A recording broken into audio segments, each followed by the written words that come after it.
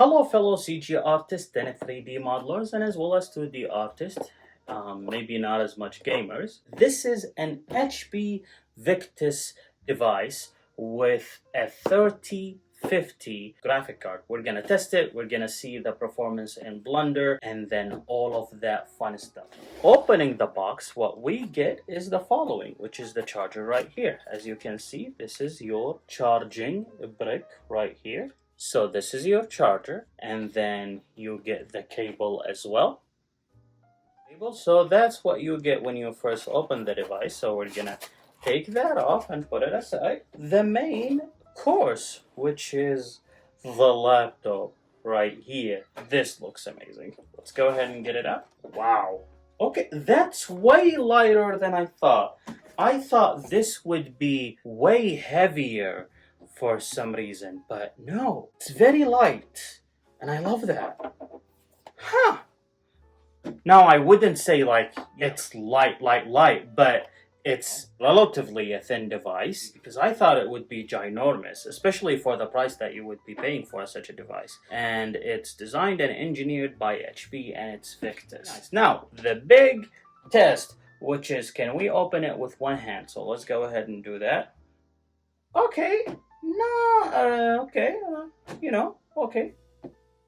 I guess you can, but there is a little bit of wobble. So there is. It has an Intel Core i5, and then we will get into more of the specifics of that in a second. And then NVIDIA RTX 3050 with 6GB, and that is a really good performance, especially if you want to work with Blender, whatever that might be, 3D Max, whatever that might be. The Autodesk suite, in a general sense, having 6GB is really good, and then having the CUDA cores that comes from NVIDIA GeForce is actually really helpful. So let's go ahead and turn on the device and then see if it would turn on at all. Okay, so the device is connected to the power. Let's go ahead and then see.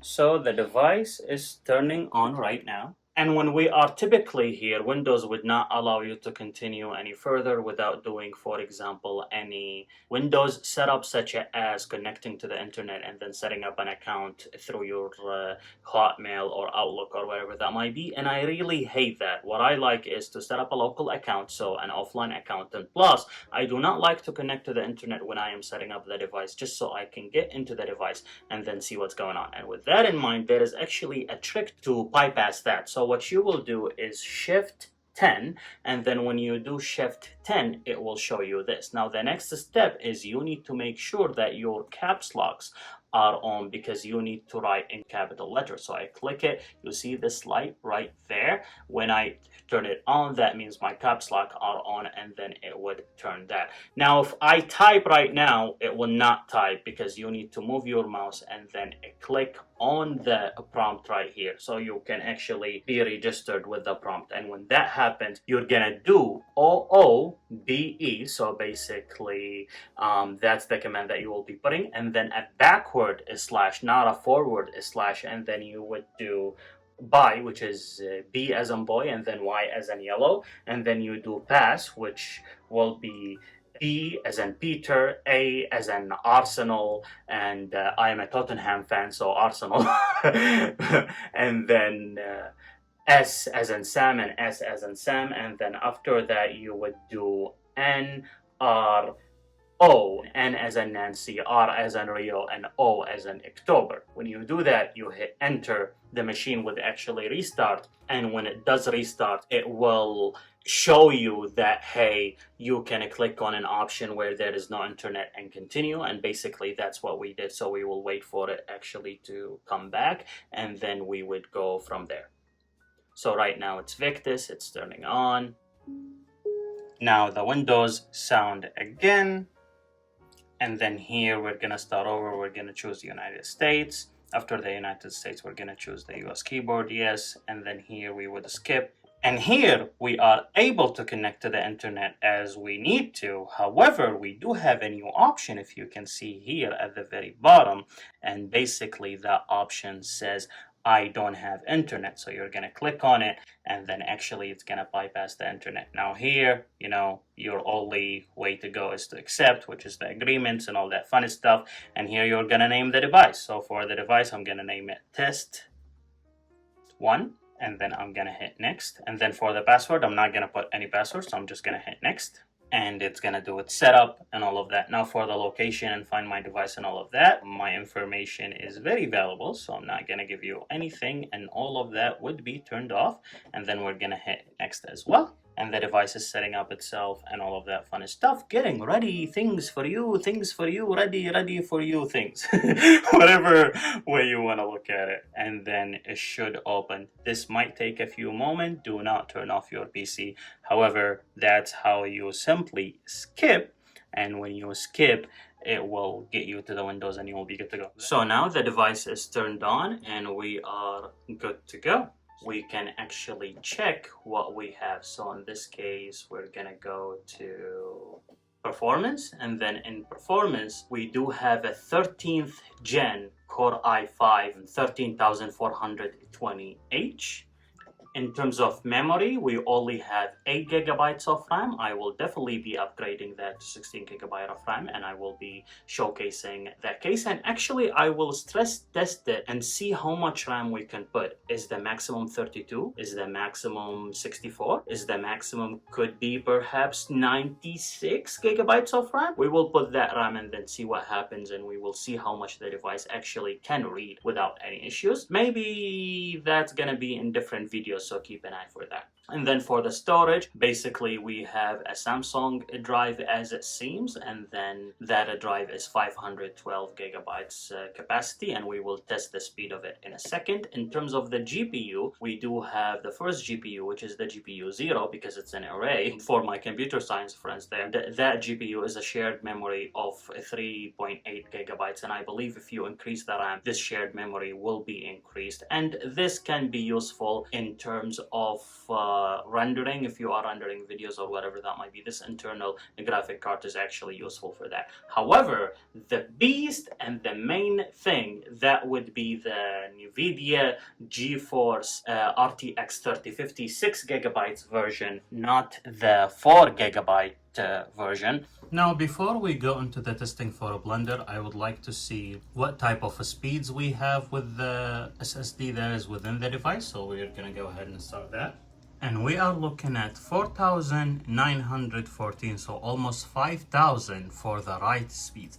This is excellent, especially when you are working with a Blender, Maya, or whatever that might be. That is more than sufficient. And then you have 6 gigabytes for the graphic card. This is excellent. This is actually really good. So that is the first run, and that is for the kernel, and that took 1 minute and 97. So what we're gonna do, we're gonna go to edit, then preferences. In the preferences, we're making sure that we have optics X chosen, since we have a newer graphic card, and I'm gonna do only the graphic card, and then I will do only the CPU, and then I will do them both. So now we have the optics X, and we're gonna go ahead and then render image, and we will see how long that would take.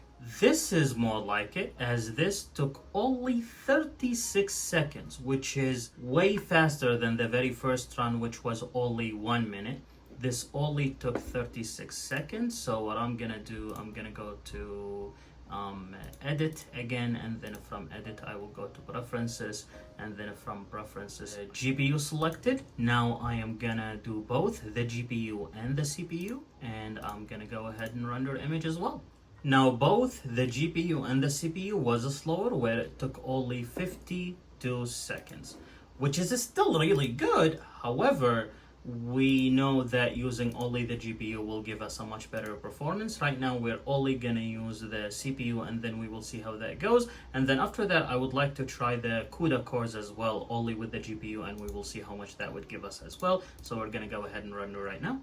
So with only the CPU, it took 2 minutes and 15 seconds, and that's why you should never use the CPU only to render, at least with a Blender when using cycles. Now if you are using something like Arnold and Maya, that's a completely different case where the CPU is more preferred. But with this, you definitely need to avoid using the CPU. With that being said, we're gonna go to the CUDA cores, and we're only gonna use the GPU because we know that's the better option, and we're gonna go ahead and render, and we will see how much that would take.